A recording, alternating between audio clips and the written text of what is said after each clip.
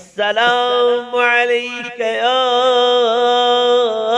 ابا عبداللہ۔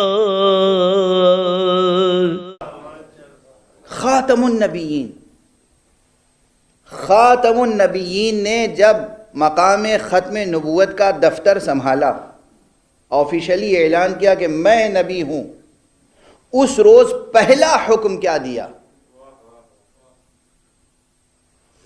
غور فرما رہے ہیں آپ؟ ابھی میں پہلے پڑھ چکا ہوں، اپنی پڑھی ہوئی باتیں بار بار دہرانا مجھے خود اچھا نہیں لگتا، لیکن اب اس وقت یہی زبان پہ آ رہی ہے بات، اس لیے کہ وہ موضوع سے جڑی ہوئی ہے۔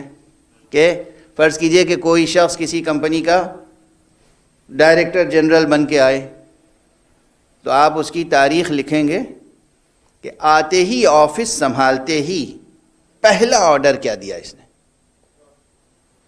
اور جب اس نے وہ آفس چھوڑا تو آخری آرڈر کیا دیا۔ واضح ہے؟ اب یہ مثال بچوں کے ذہنوں میں بھی آ گئی ہوگی۔ اللہ کے اس آخری نبی نے، خاتم النبیین، امام المرسلین، افضل المرسلین، سید المرسلین، اشرف الخلائق اجمعین، اس رسول مختار نے آنے کے بعد پہلا حکم کیا دیا؟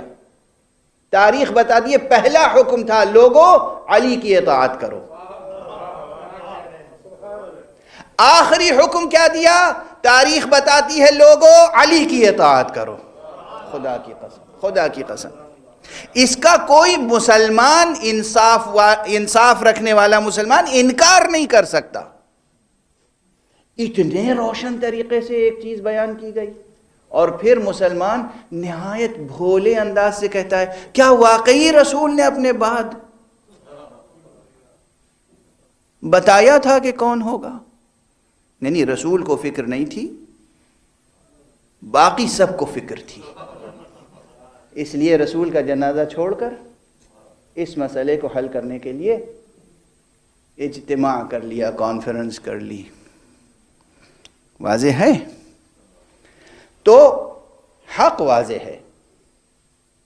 اس حق اور اس سے متعلق جتنے سوالات ہیں، وہ سب سوالات قرآن مجید میں وضاحت کے ساتھ آئینے کی طرح روشن ہیں۔ خدا کی قسم، میں آپ سے عرض کر رہا ہوں، آئینے کی طرح روشن ہے، اور ان آیتوں کا صحیح ترجمہ نہیں ہوا ہے۔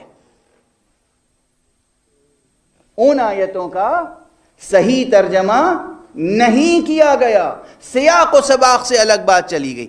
جہاں خطاب عام مسلمانوں سے ہے، اکثر کہہ دیتے یہ تو کافروں سے خطاب ہے۔ کافروں سے خطاب نہیں ہے، کفران نعمت کرنے والوں سے خطاب ہے۔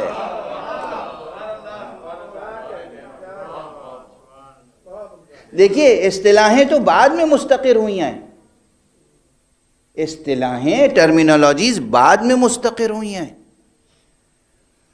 ورنہ بہت سے مقامات پر، اور اگر قرآن مجید کی ان آیتوں کا صحیح ترجمہ صحیح سیاق و سباق کے ساتھ ایسا کر لیا جائے جہاں تنزیل اور تعویل دونوں روشن ہو رہے ہوں، تو ہماری تاریخ کی بہت سی الجھنیں دور ہو سکتی ہیں۔